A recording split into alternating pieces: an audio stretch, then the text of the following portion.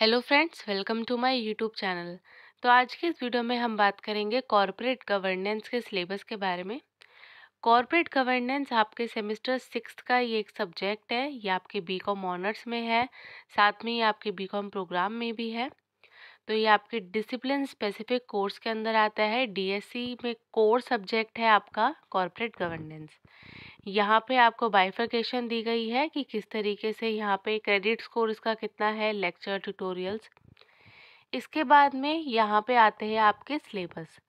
तो टोटल इसके अंदर आपकी यूनिट 5 दी गई है। टोटल यहाँ पे 5 यूनिट्स है। फर्स्ट यूनिट के अंदर आता है conceptual framework of corporate governance. Corporate governance की मीनिंग आती है इसके अंदर significance, principles, management and corporate governance. इसके बाद में आती है आपकी थ्योरीज ऑफ कॉर्पोरेट गवर्नेंस, जिसके अंदर आपके यहाँ पे डिफरेंट थ्योरीज आती है। तो यहाँ पे आएगा आपका agency theory, stewardship theory, stakeholder theory, resource dependency theory, managerial hegemony theory. इसके बाद में आता है आपका model of corporate governance, art of governance as per Kautilya's अर्थशास्त्र।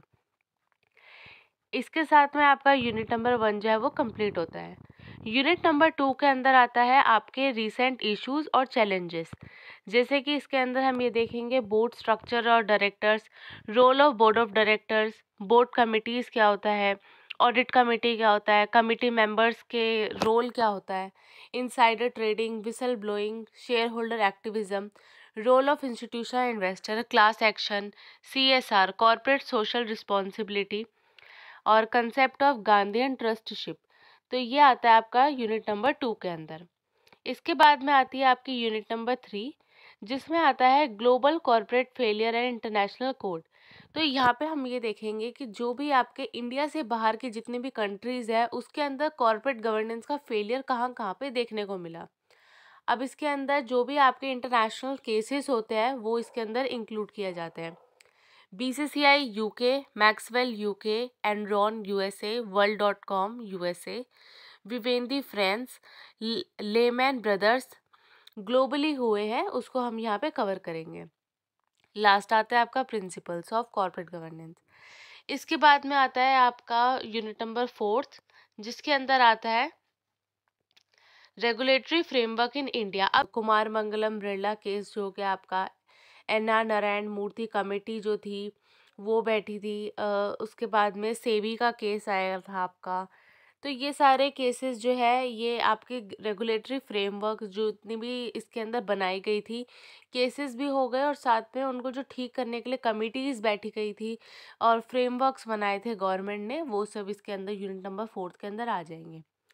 यूनिट नंबर 5 के अंदर कॉर्पोरेट गवर्नेंस के जो भी फेलियर्स हुए हैं, स्कैम्स हुए हैं, वो सब हम इसके अंदर इंक्लूड करेंगे। जैसे यहाँ पे आपका किंगफिशर का स्कैम हो गया, PNB का हो गया और नीरव मोदी का, येस बैंक का, सत्यम कंप्यूटर स्कैम। तो ये सारे जो जितनी भी इसके अंदर प्रॉब्लम्स देखने को मिली थी कॉर्पोरेट गवर्नेंस में, यहाँ पे जो भी कॉर्पोरेट फेलियर्स हुए थे, स्कैम्स हुए थे इंडिया में, वो सब आपके यूनिट नंबर 5 के अंदर इंक्लूड हो जाते हैं।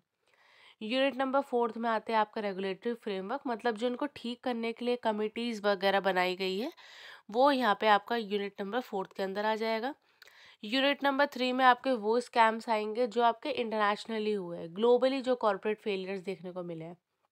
और यूनिट 5 में वो कॉर्पोरेट फेलियर्स है जो इंडिया के अंदर हुए हैं। यूनिट नंबर 2 के अंदर आपकी कमिटीज़ के बारे में आ जाता है और जो भी उनसे रिलेटेड इश्यूज और चैलेंजेस है वो सब हमारा यूनिट नंबर 2 में आएगा। यूनिट नंबर 1 आपकी बहुत बेसिक है, जिसके अंदर बस यहाँ पे आपका मीनिंग, सिग्निफिकेंस, प्रिंसिपल और यहाँ पे आपके दो चीज़ें इंपॉर्टेंट है, थ्योरी और मॉडल। तो इसी तरीके से यहाँ पे आपकी टोटल 5 यूनिट्स दी गई है कॉर्पोरेट गवर्नेंस की। ये टॉपिक आपका बहुत ही आसान है, ये सब्जेक्ट बहुत ही ईजी है और ये पूरा सब्जेक्ट आपका थ्योरी बेस्ड है। इसके अंदर कोई भी प्रैक्टिकल यहाँ पे नहीं है। तो ये बहुत स्कोरिंग सब्जेक्ट है, इसको आप इजीली यहाँ पे समझ सकते हैं। तो नेक्स्ट वीडियो में हम यहाँ पे स्टार्ट करेंगे unit number 1, conceptual framework of corporate governance. आज की वीडियो में बस इतना ही। वीडियो अच्छी लगी हो तो प्लीज़ लाइक करें, चैनल पे नए हो तो आप सब्सक्राइब करें और आप मेरी वीडियो को ज़्यादा से ज़्यादा शेयर करें। Thank you so much for watching.